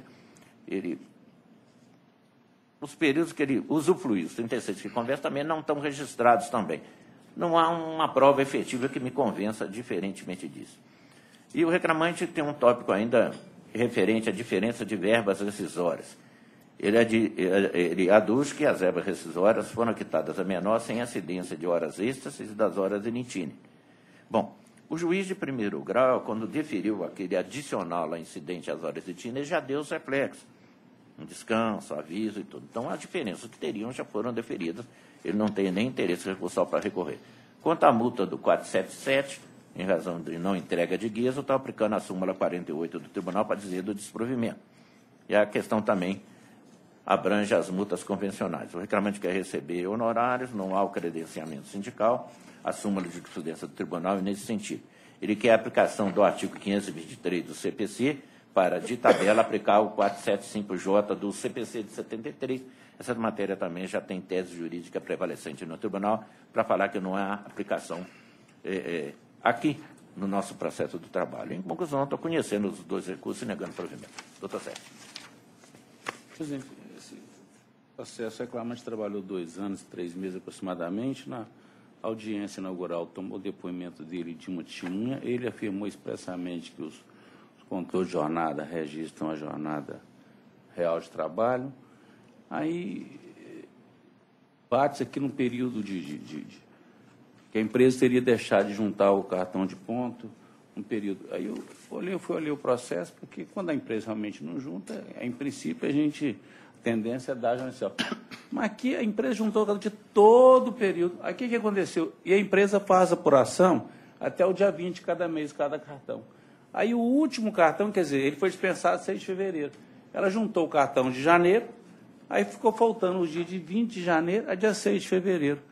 O juiz falou assim, mas considerando que todo o período está isso aqui, não tem jeito, eu estou entendendo como Vossa Excelência aplicando a súmula 233 aqui. Eu acho que esse pequeno período de poucos dias, considerando todo o volume de cartões de ponto, ele não trabalhou diferente nesse último dia do que ter trabalhado em todos esses meses, durante todo o contrato de trabalho. E no mais estou inteiramente de acordo. A questão das horas in itinere, né, o depoimento da testemunha, é claro, o trecho do serviço de transporte público eram 28 quilômetros, gastava em média 30 minutos. Está correto, eu estou acompanhando integralmente, senhor presidente. Trana. Também acompanho. Então, decisão unânime, nós temos o voto do relator. Muito obrigado, bom dia, excelência. Tenha um bom dia. Eu também. Pregar um processo seguinte. Processo de número 1 da pauta. Processo de número 100.0865 de 2016. Processo proveniente da 2ª Vara do Trabalho de Governador Valadares. Recorrente, RAV Transportes Limitada e Matadouro Rio Doce Limitada. E recorrido, J. Cruz de Oliveira. Relator, excelentíssimo desembargador Márcio Ribeiro do Vale. Segundo votante, excelentíssimo desembargador César da Silva Peçanha. E terceiro votante, excelentíssima desembargadora Ana Maria Morim Rebouças. Para sustentação, doutora Luciana, pelas recorrentes, pelas reclamadas recorrentes. Olá, bom dia, doutora Luciana, tem a palavra. Ilustres desembargadores, demais presentes, bom dia. Primeiramente, eu reitero aí a preliminar de nulidade da decisão por ter aplicado multa aos recorrentes, embargantes, no caso, por litigância, né, por intuito protelatório. Verídico, ficou constatado nos autos que não houve esse intuito protelatório nem essa má-fé dos recorrentes. A contradição ela é existente, pois percebe que o juiz julgou inválidos os cartões de pontos acostados à defesa, bem como declarou inexistência de outros, ao passo que, ao final, determina que a frequência do autor seja aquela constante dos cartões de ponto. Também houve uma omissão quanto ao pedido que fosse desconsiderado o período de afastamento por doença gozado pelo autor, que foi de 27 de 7 de 2014 a 15 de 4 de 2015. Portanto, não houve esse intuito protelatório a dar sustentação a essa multa aplicada. Pede-se que seja declarada nula essa decisão com a extirpação dessa multa. No que tange ao mérito, trata de horas extras, né, intervalo interjornada, onde ficou, pelo entendimento da respeitável sentença, teria sido constatada a existência de 14 horas diárias por dia. Baseou o ilustre sentenciante o seu entendimento na única testemunha ouvida a rogo pelo reclamante. Peço vênia a Vossas Excelências para destacar um ponto pelo qual esse testemunha, o depoimento dela não pode ser considerado. Primeiramente, ela alega que começou a trabalhar na empresa reclamada em 2014, para a segunda reclamada, a Rave Transportes. Portanto, em momento algum ficou caracterizado o alegado labor extraordinário no período que o reclamante trabalhou para a primeira reclamada, Matadouro Rio Doce. Outro ponto também que baseou a sentença ao desconsiderar os cartões de pontos seria no fato que eles seriam apócrifos. Mas já existe um entendimento pacificado que a simples ausência de assinatura do cartão não induz a sua invalidade. É importante ressaltar também, excelências, que o reclamante ele fazia entregas dentro da cidade de Governador Valadares e nas cidades vizinhas, portanto, tempo suficiente para ele retornar ao trabalho no horário da jornada contratual. Nesses termos, eu peço que seja excluída essa jornada extraordinária de 14 horas diárias, que se mostra absurda e não há essa comprovação nos autos. Caso seja mantida essas horas extras, eu pugno que seja determinado o afastamento da sua aplicação no período que o reclamante ficou afastado por motivo de doença, relatado aqui de julho de 2014 a agosto de 2015. É o que a gente vem destacar nessa tribuna. Obrigada, bom dia. Cumprimento a ilustre advogada. Processo da segunda vara do trabalho de Governador Valadares. A sentença foi procedente empate, estão recorrendo o Matadouro Rio Doce, né, e Rai Transporte, são as reclamadas. E é recorrido aqui o reclamante Joker. Bom, quem recorreu, as empresas recorreram aqui, aviando o apelo ordinário. Eu estou conhecendo do recurso. Na questão da multa, não é por nulidade, mas por embargos declaratórios, para que o embargo declaratório seja considerado ou procrastinatório, ou impróprio, ou indevidamente usado, não tem que se discutir o problema da má-fé. É que os embargos declaratórios, eles têm normas próprias, vai até agora, tem primeiro na CLT, mas ainda que se vá lá no CPC agora, é omissão, contradição, obscuridade, e agora o CPC acresceu o erro material, né? Então, ainda que se aplique só a norma do CPC ou a norma mais restritiva da CLT, que não tem o erro material, mas o erro material sempre é discutível, se não tiver um tipo de situação dessa para caracterizar uma dessas hipóteses, o embargo declaratório passa a ser procrastinatório, independente da empresa não ter tido má fé, ou porque aviou mal, ou porque entra com embargo declaratório sem dever entrar, mesmo que não tivesse lá no íntimo a intenção dolosa de praticar um ato que pudesse ser tido como de litigância desleal. E, na hipótese aqui, o que acontece? A grande discussão da empresa é que o juiz disse que os cartões de pontos não valiam como horário, mas os adotou como frequência. Por quê? Porque os cartões de ponto, em parte, primeiro que eles não abrangem o período todo, e na parte que abrange, eles têm muito de britânicos. Então, para efeito de controle de jornada, de jornada de horário, começou a tal hora, a tal hora, o juiz pode rejeitar essas cartões britônicos. Essa é a jurisprudência pacífica do TST. Mas nada impede que se use esses cartões para registro da frequência, porque ele trabalhou no dia 1, no dia 2, no dia 3. Só não quanto ao horário. Então, isso que foi o grande questionamento dos embargos. Mas o juiz falou, mas eu já expliquei isso lá. Então, os embargos são procrastinatórios, e por isso ele aplicou a multa. E uma coisa que tem acontecido acentuadamente na Justiça do Trabalho é o uso indevido de embargos declaratórios. Nós temos visto hoje, nas pautas nossas aqui, nós temos julgados por semana 100 e tantos embargos declaratórios, porque tudo é embargo declaratório. Teve uma época que um processo, se julgava 20 processos, 20%, uns 4 EDs. Agora, não, se você entrar com julgar 20 processos, as duas partes, tem hora que tem 22 EDs em cima de 20 processos, que as duas partes acabam recorrendo. Então, está um uso desmedido dos embargos declaratórios. As matérias eram para ser discutidas através do recurso ordinário. Então, foi por isso que ele aplicou a multa. Não que houvesse uma litigância desleal. Não precisa haver essa litigância leal. É preciso que não tenham ocorrido as hipóteses legais do uso correto dos embargos declaratórios. Eu estou negando provimento no aspecto. No que concerne às horas extras, esses cartões de ponto, o que aconteceu? Eles abarcam parcialmente, só um período. E eles apresentam consideravelmente anotações britânicas, e isso afasta a validade desses cartões. Sobre isso, vem a testemunha, a prova oral produzida, e fala que eles faziam entregas, que começavam 4h30 da manhã, 5 horas, e que iam até 19, 20 horas. Então, mostra uma jornada elastecida acentuada, que era uma jornada que abrangia serviços prestados fora e tudo. A empresa falou, mas trabalhava externamente, eu não tinha como controlar. Tinha, tanto que andou juntando cartão de pontos. Se juntou porque ela acha que podia controlar. Só que juntou cartão de pontos inválido. Mas essa discussão de que não era controlável, ela cai por terra do momento que a empresa acabou trazendo cartões de ponto aos autos. Então, foram fixadas, a jornada acabou sendo fixada em razão disso. Eu estou confirmando. Isso se estende também ao intervalo entre a jornada e quando o somatório da jornada fixada acaba não dando respeitabilidade ao intervalo interjornadas de 11 horas, se aplica o artigo 66, são devidas.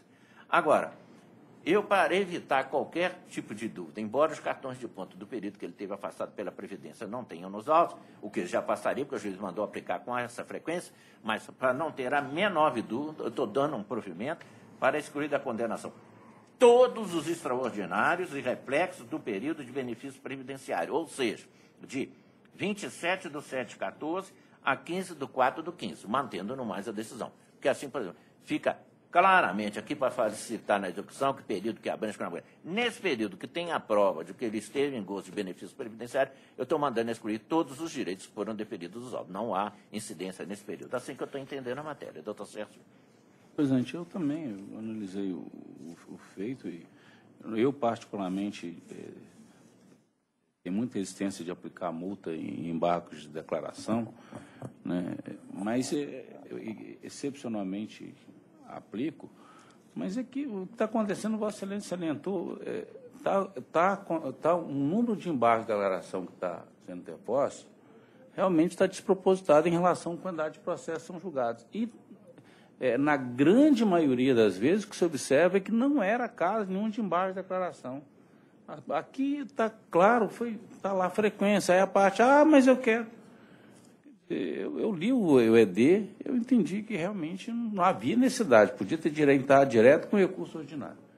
E aí, como veio o ED e entrou recurso, para evitar dúvida, por isso que, Vossa Excelência, prudentemente, porque senão vai vir outro ED para dizer em relação a isso. Aí vai vir recurso e vai atrasar mais a prestação adicional. Por isso que eu achei prudente o provimento da forma como dá, para evitar, já que a empresa tem tanta dúvida em relação a isso, mas eu estou acompanhando integralmente. Nesse período. Doutora Ana? Também acompanho. Então, julgamento unânime nesses termos, doutora, tá? Obrigada, Bom dia para a senhora. Pregão, processo seguinte. Pauta de 9 e 1. Pauta de número 6. Pauta de 9 e 1. Processo de número 10.168/23 de 2016. Processo proveniente da 48ª Vara do Trabalho de Belo Horizonte. recorrente Paulo Sérgio da Silva e recorrido Top Mix Engenharia e Tecnologia de Concreto S.A. Relatora, excelentíssima desembargadora Ana Maria Amorim Rebouças. Segundo votante, excelentíssimo juiz Marcelo Furtado Vidigal. E terceiro votante, excelentíssimo desembargador Márcio Ribeiro do Vale. Para sustentação, doutor Rodrigo Dourado, pelo recorrente, e doutora Eloá Renata, pelo recorrido, pela empresa. Bom, só está presente um dos... Está presente os dois. Estão presentes os dois? Estão. Ah, sim. Então fala primeiro quem estiver sustentando pelo recorrente Paulo Sérgio da Silva, por favor. Primeiramente, um bom dia, excelentíssimo senhor desembargador presidente, pessoal na qual cumprimento os demais desembargadores aqui presentes, demais colegas. O senhor Paulo, excelência, foi contratado pela empresa Top Mix, que é uma empresa no setor de concreto, teoricamente, para ser operador de pá carregadeira. A sentença proferida pelo juiz Primevo não deu ao senhor Paulo a adicional de salubridade que eu peço aqui venha para poder discordar. O próprio laudo pericial do reclamante consta que o autor solicitava ao frentista a retirada de óleo diesel da bomba de combustível em vasilhame de capacidade de 5 litros. E esse óleo diesel que ele retirava, conforme constou do laudo pericial, era justamente para poder fazer a limpeza do caminhão. Ora, se ele tinha contato com óleo diesel, conforme consta do laudo pericial, e ele utilizava esse óleo diesel para fazer a limpeza do caminhão, nada mais do que ali deferir o adicional de insalubridade. E vou mais longe. A testemunha Traga-Rogo, o senhor Rondinelli, deixa claro que os obreiros da reclamada, ora recorrida, não se utilizam de EPI quando desempenham suas funções. E ele também acrescentou que, quando da lavagem, eles também utilizavam um produto chamado roxinho. Roxinho é um produto, é um ácido, que é comum na limpeza de caminhões de concreto. Eles falam roxinho por causa da cor, que é a cor roxa. Então, ele também fazia utilização desse produto. Ora, como utilização do óleo diesel, conforme consta do laudo pericial, e tinha utilização de roxinho, e também faz parte de um dos autos que os obreiros não se valiam do uso de EPI quando desempenham suas funções, requer o reclamante a reforma da sentença nesse sentido. Também deve ser reformada a sentença quanto à questão do acúmulo de função. Doutor julgadores, fica claro aqui que o obreiro ele sempre prestou sobre labor. Então, para desempenhar todas as funções que a empresa lhe solicitava, ele tinha que extrapolar a sua jornada de trabalho. A testemunha Traga-Rogo, pelo reclamante recorrente, deixa claro que, além da função de pá carregadeira, ele fazia também, vou dizer até vênia para ler, manutenção no pátio, às vezes trabalhava de motorista e também na manutenção da usina. O próprio laudo pericial constou quais eram as atividades empenhadas pelo reclamante. Constou que ele pegava a pá carregadeira no pátio, operava a pá carregadeira, abastecia as comportas com areia, dava manutenção nas situações de defesa da usina, atuava no painel elétrico, na ligação do motor de vibração, trocava bomba, desligava painel elétrico, substituía mangueira e sistema de ar comprimido, dava manutenção mecânica em geral, lubrificava a usina, substituía motorista de caminhão betoneira, dá manutenção na parte hidráulica e dá manutenção em geral. Percebe que as atividades não são em nada compatíveis com a função de operador de pá carregadeira.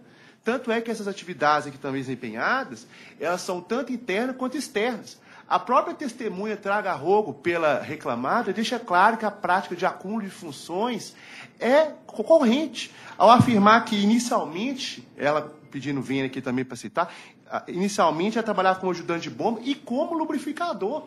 Ora, a própria testemunha Traga-Rogo pela reclamada confessa que ela também acumulava funções, que a função de ajudante de bomba, dos julgadores, ela é a função externa, que o ajudante de bomba ele acompanha o motorista na entrega do concreto. Agora, o trabalho de lubrificação dos caminhões é um trabalho interno, ou seja, demonstra a natureza completamente incompatível. Acumular uma função interna com uma função externa. Então, também peço vênia e deixando claro que, para desempenhar todas as funções, o reclamante tinha que fazer sob labor. Não era dentro do horário pactuado. Ele tinha que realizar o sob labor para dar conta das atividades, que eram muitas, né? Quanto à questão aqui também da hora extra, eu vou pedir vênia também aqui para discordar do juízo Primevo, porque, primeiramente, o mesmo considerou como válido os cartões de ponto, o que eu peço vênia para discordar. O juiz primeiro valorou o depoimento da testemunha reclamada. Só que essa testemunha deixa claro o seguinte: quando ela ia embora, o reclamante continuava laborando. Ou seja, ela não consegue precisar o horário de sair do reclamante.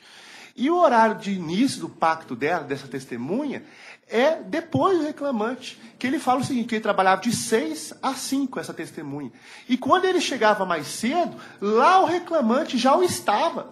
E ele narra que quando ele chegava por volta de 5h50, o reclamante já estava lá. E quando ele ia embora, o reclamante não estava lá. Ou seja, essa testemunha que foi valorada, ela não presenciava com fidedignidade o início e o término do pacto laboral do reclamante. Ao contrário da testemunha traga a roupa pelo reclamante, que essa sim foi capaz de manifestar de forma precisa o início e o término, porque ela presenciava, ela via, ao contrário da testemunha da reclamada. Mesmo em certas eventualidades considerar a validade dos cartões de ponta, ainda assim é devido a horas extras ao reclamante. A sentença proferida pelo juiz Acol fala que o reclamante supostamente não teria apontado em sede de impugnações por amostragem de horas extras devidas. Acontece que em sede de embargo de declaração, a gente manifestou no sentido que sim, nós apontamos, não foi num mês, não, foram diversos meses. Nós fizemos sim, nós desvencilhamos sim em apontar em impugnação, quais os meses e quantas horas extras que o reclamante recebia. Percebe que os cartões de ponto, confrontando com os olerites, eles não são fiéis. Os olerites não comportam todas as horas extras que efetivamente o reclamante prestava em função do reclamado, e isso foi devidamente comprovado em sede de impugnação por amostragem. Então, por todo esse pleito, também requer a reforma da questão das horas extras. E da mesma feita quanto a questão do intervalo intrajornada. Conforme comprovar nos autos, o reclamante desempenhava funções internas e externas. E até pela diversa quantidade de funções que desempenhava, o setor de concreto, todo mundo sabe, o concreto tem prazo de validade, ele não pode passar de 3 horas. Então, tudo é para ontem. O reclamante não podia se dar ao luxo de poder gozar de uma hora de intervalo, porque se assim eu fizesse, a reclamada não conseguiria cumprir para com as suas entregas, porque pelo fato do concreto ser um produto perecível e de alta rapidez. Em 3 horas, o concreto tem que ser pego na usina, entregado no cliente e colocado na obra, porque se não for assim, o concreto perde. Então, a própria testemunha traga arrogo pelo reclamante, ela deixa claro o seguinte, que no ramo do concreto é impossível o obreiro, não só ele, todos os empregados, poderem gozar de 1 hora de intervalo. E, por fim, quanto à questão do prêmio produção e o prêmio conservação e limpeza, a reclamada, apesar de solicitado pelo reclamante, ela não acostou aos autos o relatório dos bombeados. Então, ela confessa por si só a quantidade narrada na exordial pelo reclamante quanto à metragem. Vou mais longe. A própria testemunha traga arrogo pela reclamada e confessa que até o ano de 2014, o prêmio de produção e o prêmio de conservação e limpeza era pago a todos os funcionários trabalhando interna ou externamente. Ela confessa, a própria testemunha traga a roupa, que todos os funcionários reclamaram recebiam o prêmio de conservação, limpeza e produção até 2014. Acontece que nos autos não tem nenhuma comprovação desse pagamento ao recorrente, ao reclamante. E vou mais longe, e essa própria testemunha fala que depois do ano de 2014, esse prêmio era devido aos motoristas, tão somente aos motoristas. O que eu peço vênia. Foi juntada aos autos pelo reclamante a planilha descritiva, falando quais são esses critérios, quem que recebe, planilha essa confeccionada pela própria reclamada. E nessa planilha consta lá motoristas e ajudantes. E como o reclamante também desempenhava a função de ajudante, nada mais que também lhe ser devido o pagamento também desse prêmio conservação e desse prêmio produção. É só, muito obrigado, bom dia a todos. Hilda. Doutora, por favor. Hilda. É a doutora Hilda, né? Isso. Por favor, tenha a palavra. Senhores embargadores, presidente, membro do Ministério Público, bom dia. eu trouxe aqui até mesmo, não gosto de estar lendo os depoimentos, não, mas o que me revolta é a distorção dos fatos. Tá? Em vários momentos, o procurador do autor vem e coloca como se restasse provado questões que não restaram provadas, coisas que testemunhas não disseram, fundamento da sentença que não ocorreu. Cada pedido da sentença foi fundamentado com 2, 3 questões. Em todo recurso, o advogado do autor ele coloca como se apenas um fundamento tivesse ocorrido, para tentar modificar, tentar ludibriar vossas excelências. Então, assim, eu vou estar pontuando cada pedido para evitar que seja conturbado e para que vossas excelências possam verificar que nada do que disse o procurador do reclamante pode ter dado qualquer credibilidade. Tá? O advogado do autor ele vem e pede a confissão da ré pela não juntada dos documentos que ele denomina boletim de serviço bombeável. Ocorre que a fundamentação da sentença foi muito clara e objetiva em determinar que o pedido foi de diferença de prêmio de produção, ou seja, se nos olerites não há nenhum pagamento de prêmio de produção, se a prova testemunhal foi uníssona em dizer que nem os depoentes, nem as testemunhas, nem o autor recebiam prêmio de produção, impossível a existência do documento boletim de serviço bombeável para o autor. Então, assim, ele requer de uma forma esdrúxula que seja apresentado um documento que não existe para ser deferido verba que ele sabe que não lhe é devido. Tá? Ele sabe que não lhe é devido. Então, nesse caso, o prêmio de produção não foi pago ao autor, ele nunca recebeu o prêmio de produção, conforme consta na fundamentação da sentença. As testemunhas foram uníssonas de determinar que nem os depoentes, nem o autor recebiam prêmio de produção, nunca receberam prêmio de produção. A última fala do procurador do autor de que a testemunha da reclamada disse que houve algum recebimento de prêmio de produção, porque todos os funcionários receberam, é totalmente verídica. A frase da testemunha da reclamada foi de que o reclamante não fazia manutenção geral da usina.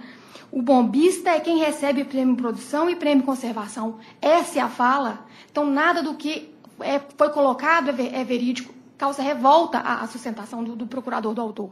Tá? Então, nesse caso, a reclamada pede que seja mantida a sentença no tópico em questão de confissão, que não lhe seja aplicada a confissão, uma vez que o documento, boletim de serviço bombeável, não existe para o autor. Tá? Ele não existe.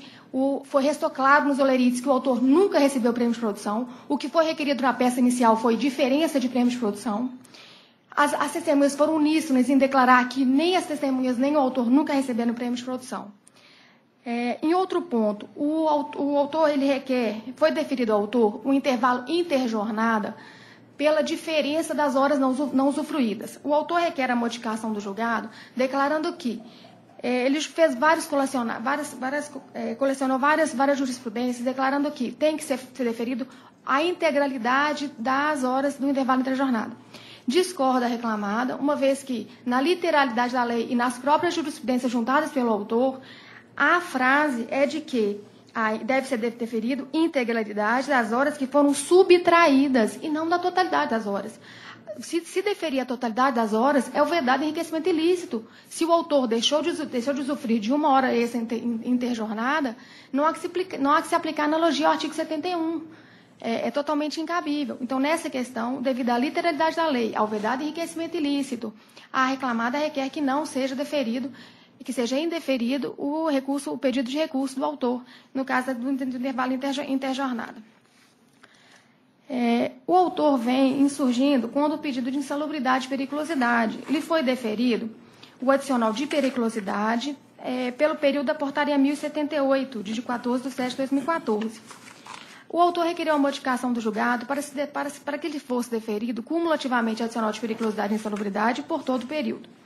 A alegação do autor é que o autor faz um apanhado no laudo pericial, ele pega frases isoladas do laudo pericial, frases, inclusive, que são de alegações do autor, não são de conclusão do perito oficial, ou seja, ele pegou o que o autor declarou, ou seja, o que não tem nenhuma credibilidade, tá? O que o autor declarou para colocar que lhe é devido adicional de periculosidade e insalubridade de forma acumulada. E a única testemunha que ele vem e diz que a testemunha, o senhor Rondelli, relata que a utilização de roxinho que ocorre é uma testemunha que nunca elaborou com o autor. A sentença foi clara em determinar que a testemunha Rondelli, a testemunha do autor, nunca elaborou com o mesmo. Então, ele não tem nenhuma condição de dizer que o autor trabalhou com roxinho, trabalhou com qualquer produto que seja. Então, assim, o autor ele quer engolir uma situação para lhe ser deferido verbas que ele mesmo sabe que não lhe é devido. Tá? Então, nesse caso, diante do pedido de insalubridade e periculosidade, se é um pedido eminentemente de prova técnica e da sentença está muito bem fundamentada, que não houve nenhum outro documento, nenhuma outra situação a impugnar o laudo pericial, a reclamada requer que seja mantido o laudo pericial, que seja mantida a condenação e não seja dado deferimento ao recurso do autor. O autor requer também a modificação do dano moral sobre a jornada. Ele alega que houve o dano moral por excesso de jornada. Ocorre que o próprio pedido de excesso de jornada foi indeferido. A sentença foi clara e objetiva em determinar que o simples labor em extra-jornada não dá ensejo à condenação, à indenização por dano moral sobre a jornada.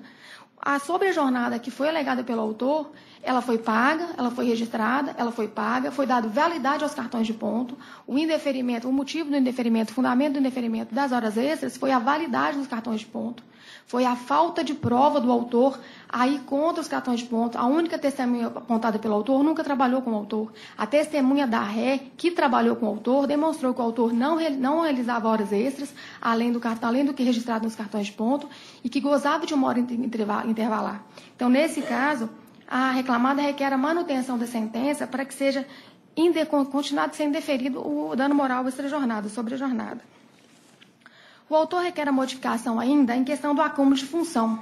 O autor, ele fala que restou indeferido o acúmulo de função sob o fundamento de que a função exercida por ele abarca um feixe de atividades. Só que o acúmulo de função, ela não foi indeferida só por esse motivo.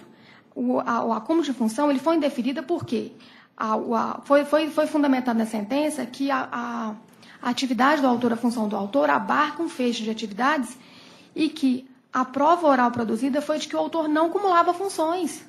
Então, ou seja, não foi a única fundamentação da sentença falar que abarca um feixe de atividades.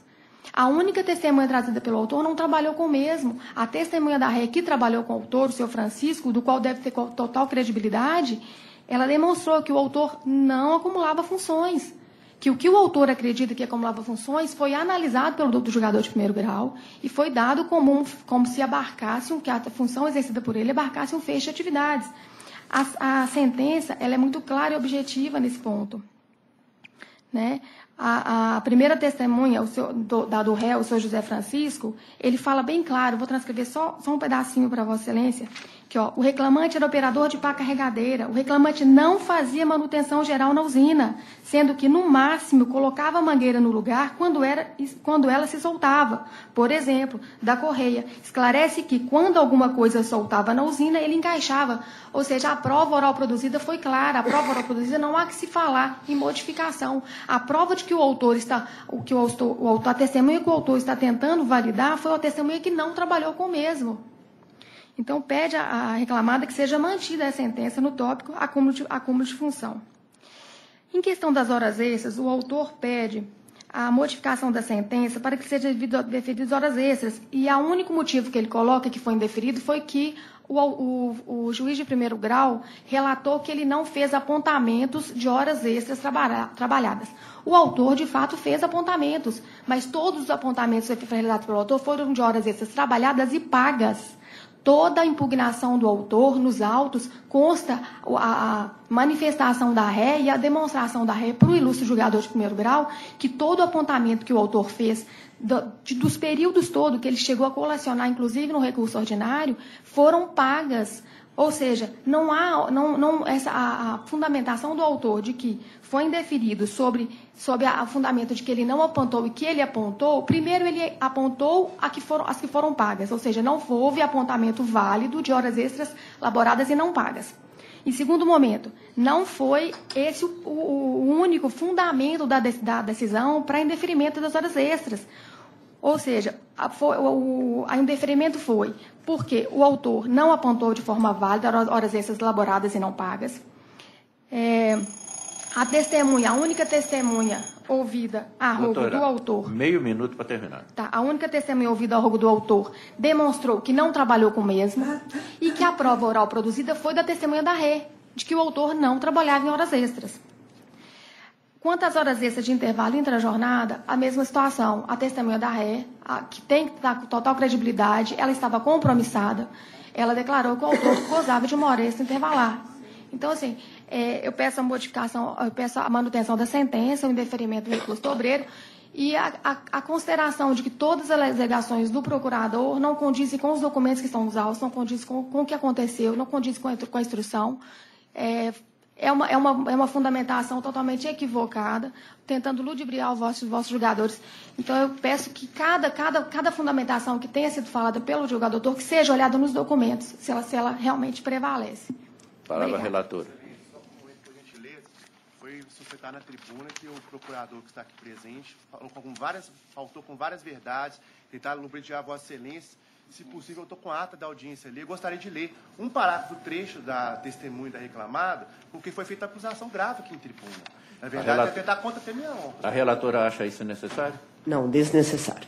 A relatora disse que examinou o processo todo e que ia desnecessário. Ela vai julgar dentro do que ela examinou o processo. Desculpe insistir, doutor relatora. É um parágrafo só que fala quanto ao prêmio de produção, que falou que tudo que sustenta aqui na tribuna... Não é... Eu estou com a ata aberta e as questões de fato serão examinadas. Com a palavra, relator. Bem, processo típico de direito de trabalho, questões de fato a serem apreciadas. A prova foi produzida de uma forma ampla, sem nenhuma reserva, e foi apreciado pelo juiz de primeiro grau também com toda a liberdade. Nós temos uma arguição por parte do autor de confissão por ausência de entrega de documentos. Entendo que não é questão de mérito esse requerimento preliminar, eu estou rejeitando. Com relação ao intervalo interjornada, a pretensão do autor acerca do intervalo é que esse deve ser pago integralmente. Não é o caso, nós já temos tese prevalecente nesse tribunal regional, de número 11, que o descumprimento vai dar origem somente ao pagamento das horas efetivamente não deferidas.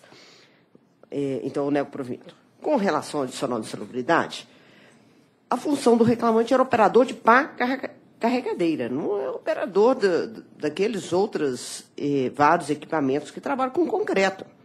E, nesta função, o perito foi categórico, não trabalhava com produtos considerados insalubres. E a prova oral não convenceu, em maneira alguma, que tivesse trabalho ou manuseava produto que tivesse restrição, ou que, pelo menos, devesse ser usado um EPI especial.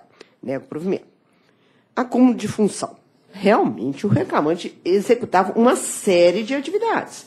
Né? Ele não ficava só ali na cabine para operar a máquina. Só que todas essas funções estavam inseridas nesse feixe para o qual ele foi contratado. Ele tinha que operar a máquina, ele tinha que carregar o equipamento, ele tinha que levar a bomba, ele tem que ligar o painel elétrico da máquina, ele tem que olhar a parte hidráulica, acertar uma mangueira. Funções típicas e próprias para a função do operador para carregadeira e executadas desde a sua contratação. Então, ele não tem um acúmulo, ele foi contratado para esse feixe, para esse leque de atividades, motivo pelo qual também nego provimento. Com relação às horas extras, o reclamante, ele chega a apresentar que a real jornada é apontada na inicial, de 5h30 às 19/20 horas, segunda a sexta. Sábado, de 5h30 às 15h. Agora, olhando os cartões de ponto, eu tenho registro de horário muito maior, muito mais elastecido. Tem horário de 4 horas e 54 minutos, no dia 30 de maio. Tem jornada que findou às 22h30, no dia 11 de julho de 2014. Então, o que leva à conclusão de que a jornada extraordinária era muita, mas ela foi registrada e paga. Então, eu fiz até uma tabela aqui de rascunho para de amostragem, que realmente convence a questão da ausência de diferença de horas extras. Com relação ao intervalo intra-jornada, o juiz, eu acho que bem apreciou, a juíza, doutora Juni, bem apreciou essa matéria. Aí tem a questão de cestas básicas, multas convencionais, a questão do prêmio, que aí houve um debate grande da tribuna.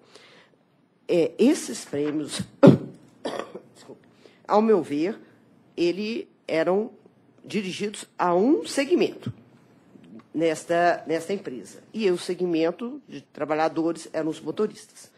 O reclamante era operador de pá carregadeira. E nem como entender-se como ajudante. Se eu vou entender ajudante, é o ajudante do motorista, e não um ajudante qualquer para dentro daquelas todas as atividades executadas pelo reclamante. A questão do dano moral é uma situação que eu sempre analiso com muito cuidado.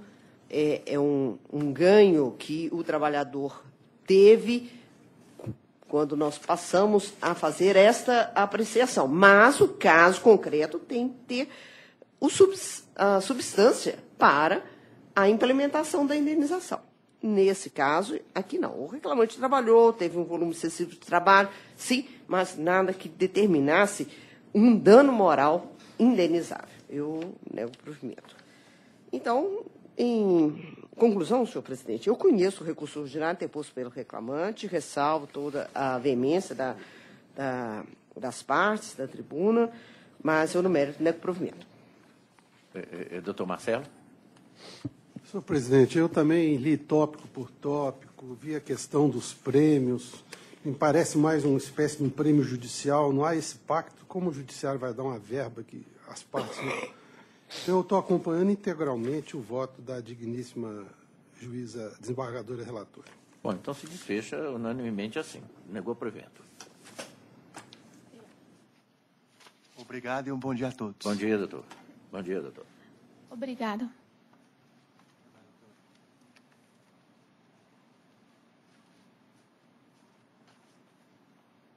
Para quem? Sustentação para quem? Sustentação da Ana Maria? Pode ser. Ela chegou?